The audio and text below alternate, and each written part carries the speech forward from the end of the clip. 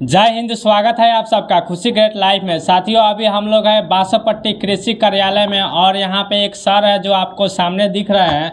वो कृषि सलाहकार के डिपार्टमेंट में यहाँ पे कार्यरत है और सर ही बताएंगे कि यहाँ पे क्या क्या किसानों का सामना करना पड़ता है परेशानी का, और इसमें क्या क्या योजना आती है और इनके बारे में और भी कुछ जानते हैं। सबसे पहले हम लोग चलते हैं सर के पास और उनसे ही बात करते हैं कि सर क्या बोल रहे हैं।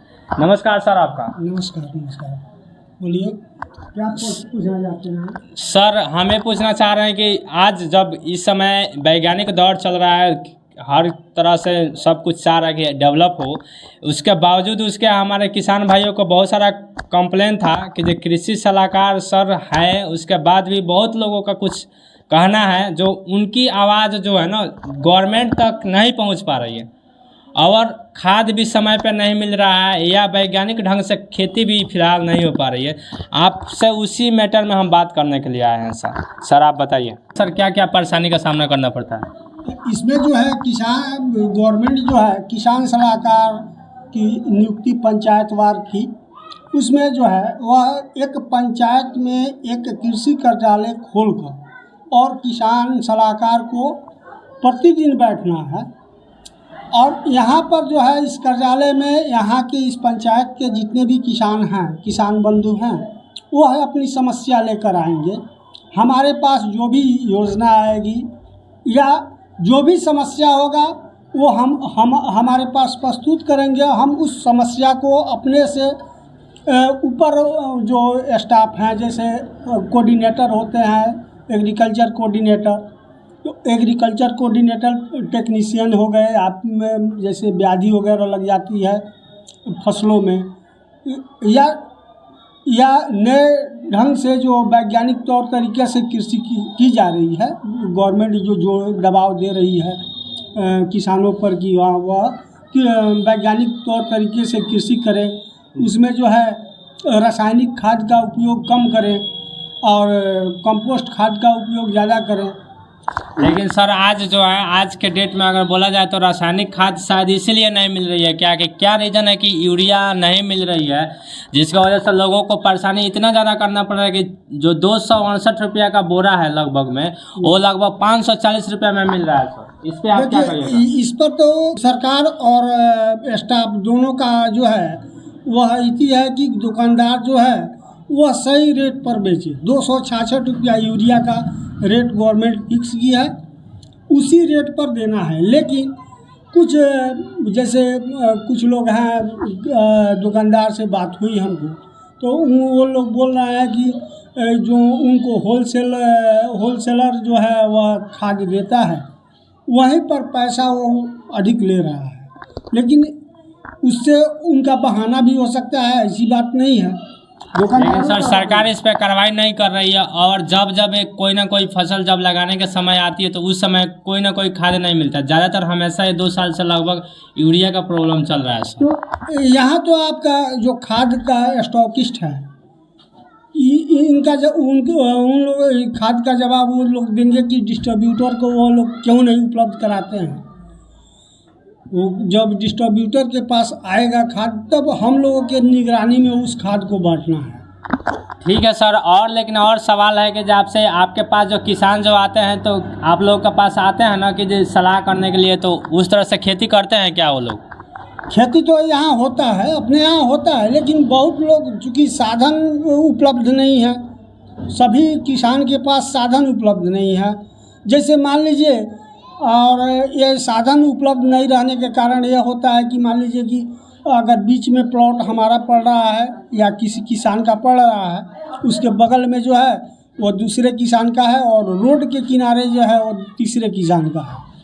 तो वह तीसरे प्लॉट जो बीच में जो पड़ रहा है, वो प्लॉट वाला अगर खेती करना अपना चाहता है, वह मान लीजिए धान का खेती कर रहा है, मक्का का कर रहा है, गेहूं का कर रहा है, ज्वार बाजरा इत्यादि का कर रहा है, और उसके बगल वाला जो है वह सड़क के किनारे वाला गन्ना लगा दिया, वो दोनों उसको तो परेशानी हो जाती है। वो चाह कर भी नहीं कर पाएगा कि वैज्ञानिक ढंग से करे खेती। वैज्ञानिक ढंग से वो खेती नहीं कर पा रहा है क्योंकि उसके पास साधन ही नहीं है, वह दूसरे पर निर्भर है। सबसे पहले हमारे देखने से अरे पूरा तो इसी जो है गवर्नमेंट सहयोग नहीं करेगा। कुछ यहाँ के किसान जो है एक अपना समूह बनाकर हमको प्रस्तुत करते 20 किसान का, और उसका हम रजिस्ट्रेशन पीडी वगैरह जो आत्मा बोला जाता है, आत्मा से हम करा देते। वहाँ से अनुदान की भी राशि मिलती है। और सर अनुदान मिलती है जो किसान कोड के अनुसार, तो ऐसा तो कोई दिक्कत नहीं ना आती है आप लोगों को, जैसे कोई डिस्टर्ब करता हो? नहीं, अब वैसा तो नहीं है। मान लीजिए वो तो दिल्ली से पैसा आता है, उसमें हम लोगों का कोई भागीदारी नहीं है। बस गवर्नमेंट का हम लोग नौकर हैं और हम लोगों का सिर्फ देख रेख में कि सही व्यक्ति को ही वह लाभ मिले। सर आप लोगों से गुजारिश है कि जो और आपके जो कार्य क्षेत्र है उसमें क्या क्या सरकार का द्वारा योजना मिलती है जो आप किसान भाइयों को मेरे चैनल के माध्यम से बताइए, ताकि उन लोग भी एक्टिव हो सके और जागरूक हो सके अपने अधिकार के लिए। देखिए, हम लोगों का दायित्व है, किसान सलाहकार का जो दायित्व है वो प्रचार कर्मी है, प्रचार प्रसार कर्मी है। जो भी चीज़ सरकार के द्वारा किसानों तक पहुंचाने के लिए जो योजनाएं चलाई जाती है उस संबंध में हम लोग प्रचार प्रसार करते हैं। हम लोगों को 4 घंटा जो है वह कार्यालय में बैठना है। यहाँ पे जहाँ पे अभी आप बैठे हैं, ये बासोपट्टी दिखाइए जरा उधर। बासोपट्टी जो पंचायत का नाम है, पंचायत कृषि कार्यालय बासोपट्टी प्रखंड योगापट्टी का अंदर में आता है। ये जिला पश्चिम चंपारण में है और यहीं पे सर बैठते हैं, जहाँ पे सर भी बता रहे हैं कि यहाँ पे किसान लोग भी आते हैं सलाह लेने के लिए। अभी भी मेरे आने से पहले 2-4 आदमी आए थे लोग, लेकिन वो चले गए सलाह लेकर के। और भी सर से हम पूछते हैं कि और क्या क्या परेशानी होती है और सर लोग की क्या क्या परेशानी। सर आपकी क्या परेशानी है, पहले सरकार से ये बताइए। हम लोगों को परेशानी ये है कि हम लोग मान लीजिए कार्यालय में हैं, हम लोगों को कोई आईडी वगैरह आईडी पासवर्ड नहीं मिला है। किसान ये आता है तो वो समझता है कि हम ही किसान सलाहकार हैं, हम ही जो है वह कोऑर्डिनेटर हैं, हम ही बीओ हैं। ये सारी समस्याएं हम लोगों के सामने आती है। हमारे यहाँ का जो किसान जो है वह कुछ लोग पढ़े लिखे हैं, कुछ अनपढ़ हैं। जो अनपढ़ हैं वह समझ नहीं पाते हैं कि हाँ किसान सलाहकार का दायित्व क्या है, उनका कार्यभार क्या है, वह कार्य क्षेत्र क्या है, ये नहीं समझ पाते। लेकिन आप ही को सब कुछ समझ करके आप ही को जो सुनाना है बोल देते हैं लोग, ये बात आती है। यही कहना चाह रहे हैं। हम ही लोगों को जो सुनाना है वो सुनाकर चले जाते हैं कि आप ये नहीं करते हैं, वो नहीं करते हैं। तो हम तो समझाते हैं कि भाई यह काम कोऑर्डिनेटर का है, यह काम प्रखंड अधिकारी का है, यह काम जिले का है, अमुक काम। और सर आप यहाँ पे ब्लॉक में जो जोगापट्टी ब्लॉक में वहाँ पे भी खाद डिस्ट्रीब्यूट किया जाता है। हाँ। तो फिलहाल नहीं आ रही है, इस पे आप क्या कहिएगा? वो तो सरकारी है, वो इफको कंपनी के द्वारा वो संचालित है। उसका जो है मेन थी जो है वो पैक्स है। वो आपके यहाँ हर पंचायत में पैक्स है। वो पैक्स अध्यक्ष अगर चाहें तो वहाँ से खाद अपने पंचायत में भी मंगा सकते हैं और मंगाकर कृषकों को वितरित कर सकते हैं। लेकिन वहीं जो मापदंड गवर्नमेंट रखी है, बिहार गवर्नमेंट, जो यूरिया इतना में देना है, यूरिया जो है 266 रुपया में देना है, डाई का मूल्य निर्धारित किया है, पोटास का मूल्य निर्धारित किया है, ये आपको क्या कहते हैं जिंक का मूल्य निर्धारित किया है। यानी सब रासायनिक खाद जितना भी है सबका मूल्य निर्धारित है सरकार के द्वारा। लेकिन यहाँ पे जो डीलर हो रहे हैं लोग, चाहे दुकानदार हो रहे हैं, उससे उच्च दाम पे बेच रहे हैं लोग, जिससे सर किसानों की भी परेशानी बढ़ रही है सर। तो उसमें जो है किसान की कमी हम कहेंगे। अब किसान की कमी वो तो है नहीं, किसान को जानकारी भी नहीं हो पा रही है और किसान डर भी जा रहा है। दुकानदार से किसान डर भी जा रहा है। जब वह अधिक मूल्य पर अगर खाद दे रहा है तो जब किसान जो है वह किसी भी अधिकारी के पास, कृषि विभाग के किसी अधिकारी के पास, जब तक वह लिखित नहीं देगा जी, वह लिखित नहीं देगा कि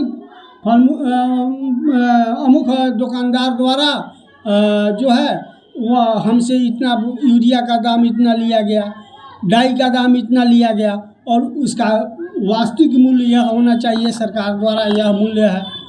सर तो ये भी कंडीशन है, जब खाद लेने जा रहा है कोई तो वहाँ पे रिसीप्ट नहीं मिल रही है, जैसे कि वैलिड एक रिसीप्ट होती है वो मिल नहीं रही है, तो क्या किसान का हक है जो दुकानदार से मांग सकता है? हाँ, वो तो जितना आप वो अगर वह 500 रुपया देता है, 500 रुपया में वो दुकानदार अगर यूरिया दे रहा है तो 500 का रिसीट लीजिए। रिसीव नहीं देता है तो उसके लिए कार्रवाई वहाँ- किसके पास कर सकते हैं सर? वहीं पर जो है तत्कालिक वहाँ आप अपने बीओ का नंबर ले लीजिए, पहले एग्रीकल्चर कोऑर्डिनेटर का नंबर लीजिए, चूँकि खाद इंस्पेक्टर जो है वो है एग्रीकल्चर कोऑर्डिनेटर है। जी जी। एग्रीकल्चर कोऑर्डिनेटर का लीजिए। कुछ जो है किसान सलाहकार को भी दुकान पर लगाया गया है, क्योंकि जितनी संख्या में एग्रीकल्चर कोऑर्डिनेटर की बहाली हुई है हर ब्लॉक में, तो उनके अपेक्षा जो है अब एक एग्रीकल्चर कोऑर्डिनेटर को 3 पंचायत देखना रहता है जी। 3 पंचायत देखना है। तीनों पंचायत में समझिए कि अगर 2 ही दुकान हुआ या 3 दुकान हुआ है तो 3 या 9 दुकान हुआ।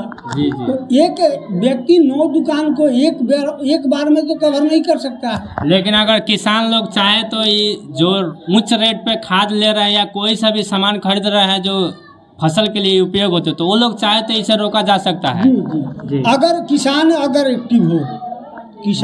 एक्टिव हो तो अधिकारी के पास अगर वह कंप्लेन करता है या फ़ोन कर देता है कि हमारे इस दुकान पर हम पहुँचे हैं, हमें यूरिया यानी खाद का पैसा मूल्य से अधिक लिया जा रहा है, तो वहाँ जो है वह स्टाफ निश्चित रूप से पहुँचेगा और पहुँचकर जो कार्रवाई नियम संगत जो भी कार्रवाई होगी वह करने के लिए तैयार।